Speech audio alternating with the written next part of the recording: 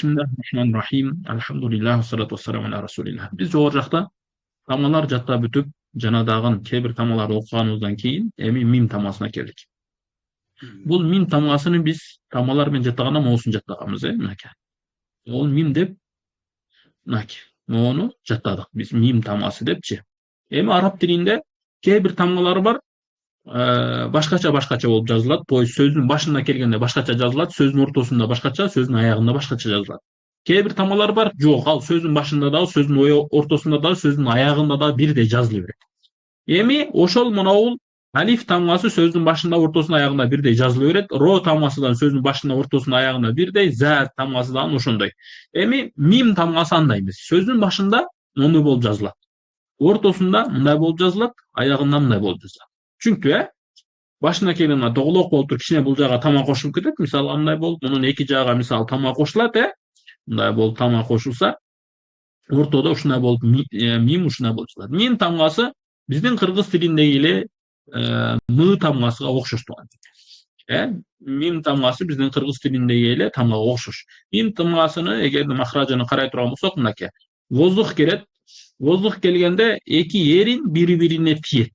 Мим деп. Бир жолу айтканда мим деп. Мисалга алма десек, эрин бири-бириге тиип кетип жатат. Эки алдыңкы эрин бири-бирине тиип кетет, мынакей. Бул айтканда моундай болуш керек. Оозуңуз өтө алдыга чыгып кеткен эмес, өтө артка кайтып кеткен эмес, мынакей. Ондай болуп орточо ушундай болуп айтылыш керек. Мынакей, могул жерге карасак, мынакей, туурасы ушундай. Эгерде мимди айтканда оозуңуз моундай болсо ката, же болсо ката, оозуңуз ачылып калып алдыга чыгып кетсе, же моундай болуп кетсе, мында дагы ката, Бул мим айтылганда бир эле ушул монол сүрөттө ушундай оозуңузду алып туруп мим деп айтасыз болду. Бул башында мимди баштаганда тиет, калганда ачылат. Мим деп айтылат, Ошол.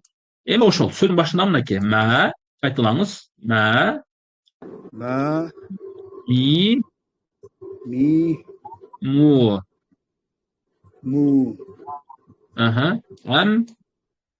ам им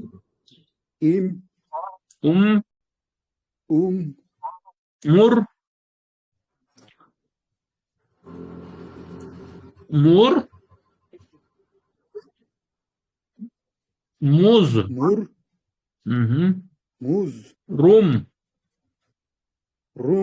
амара.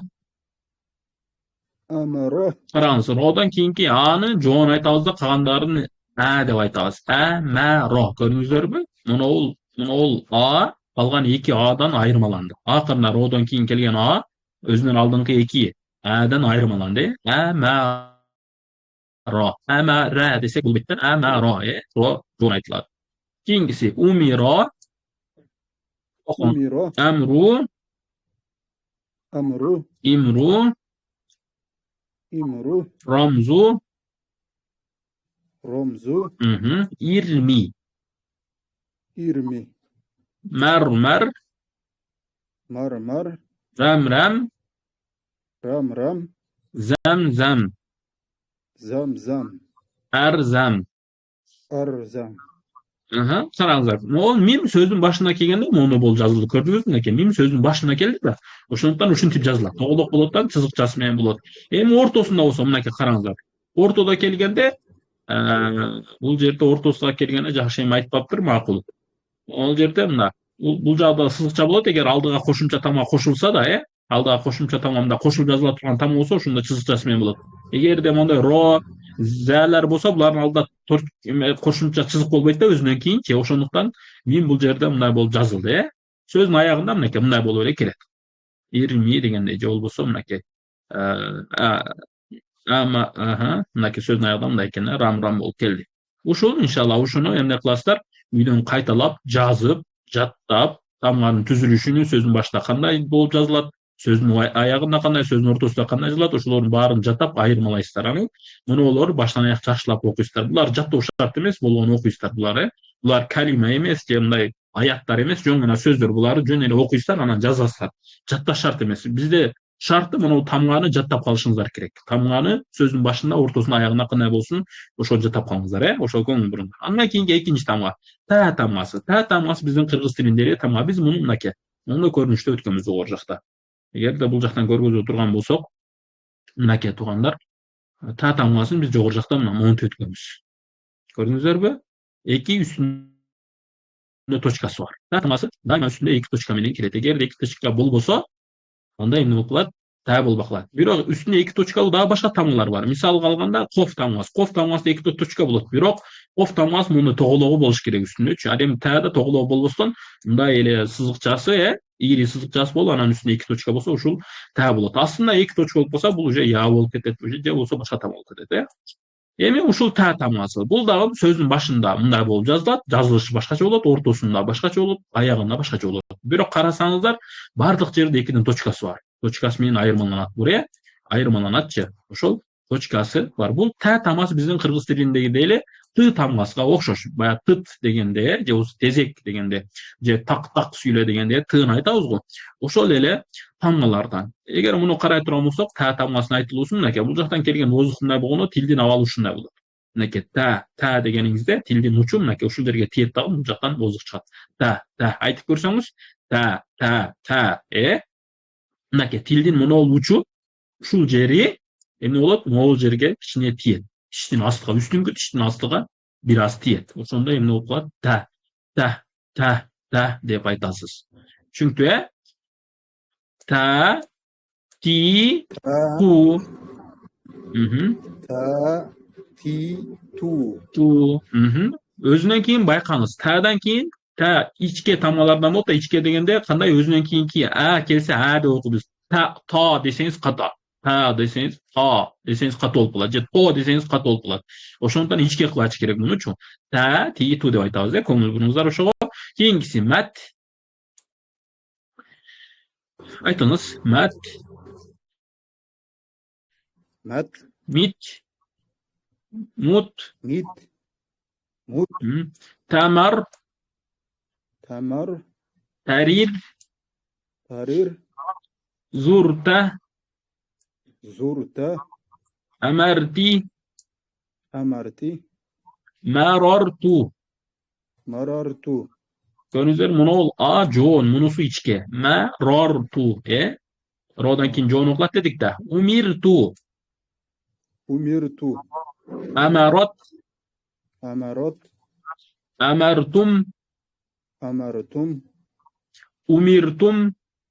Умиртум. Марартум. Марартум. Муриртум. Муриртум.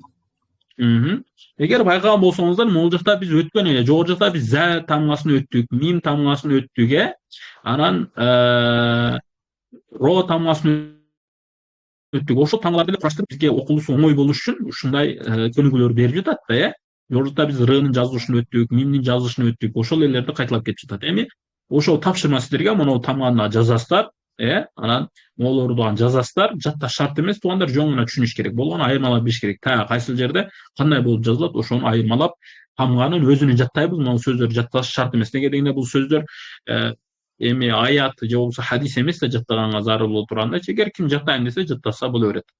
Андан кийинки тамга нун тамгасы. Нун тамгасы биздин кыргыз тилиндегидей эле ны тамгасы. Муну биз жогору жакта өткөндө мынакей, мондой бир точкасы менен үстүнө өткөнбүз, мынакей.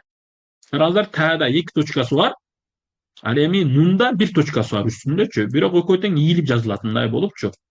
Экөө тең мындай болуп жазылат. Бирок нундун ийилгени бир аз кичинерээк болуп, мунусу бир аз мындай узунураак чоюлуп эме болот да, жазылат дегеним. Ошол нун ушундай. Кыргыз тилинде нун ан дегенде эле кандайсың дегенде ошол нунду айткандыгы эле ошол эле. Караңыздар, мунун жазылышы окшош. Та менен эменин жазылышы, нундун жазылышы окшош. Көңүл бурсаңыздар, мына сөздүн башында бул мындай эди. Бул дагы мындай. Экөөнүн айырмасы точка менен. Көрдүңүздөрбү? Бир эле точка айырмаланат. Таада эки точка болсо та болуп калат, бир точка болсо нун. Экөө тең башында мындай болуп жазылат, ортосунда мындай болуп жазылат, аягында мындай болуп жазылат. Аягында жазылганда муну нундун мындай ийилиши бир аз жакыныраак, мунуку бир аз алысыраак болуп ийилет. Ошол жазылышы ушундай. Ошондуктан жазылыштарга көңүл бурайлы. Жазылыш менен тамгаларды бири-биринен айырмалайбыз туугандар. Бул жерде та менен нундун жазылышы окшош болгону, таада эки точка, нунда бир эле точка. Эгер нундун чыга турган махражыны карай турган болсок туугандар, нундуку каякта калды эле? Мынакей. Нунду айтып жатканыбызда, нун деп айтканыбызда эмне болот? Тилибиздин учу. Мынакей могул жер сүрөттө көргөзүп турабыз, туугандар. сүрөт менен айтылган жакшы да. Мынакей нундун айтылуучу көрүнө турган жери, нунун чыга турган жери мынакей ушунда учу тиет. Жогоруда тәни айтканыбызда тилдин бир аз учунан ылыйраак ичкерээк жери тиет эдичи. Бул жакта мынакей учу тиет. Учу тийгенде кандай болуп тиет? Мынакей нун могул жака карап нун деп айтканда тилдин түбүгө барат, тилдин астына тиет да. Нунду айтып жаткан мындай. Нун анан гунналуу да болот. Гунналуу дегенде баягы мурундан да кичине мурундун дагы аракети кошулат. Мисалга нун мин дегенде нунга дагы, мурунга дагы бир аз эме аралашат тугандар. Күч келет. Воздух ошол жака дагы барып тиет. Нундун махражы ушул. Мынакей нунду айтканыбызда тилибиз ушундай абалда болот дагы, тилдин учу тиштин асты жагына тийгенде, могул жерге тийгенде эме болуп калат, нун тамасы чыгат. Нун, көрдүңүздөрбү? Ушундай бул айтылат. Жазылышы ушундай формада. Анда баштадык. Ан, ин, зин, ман, мин, нам, анта,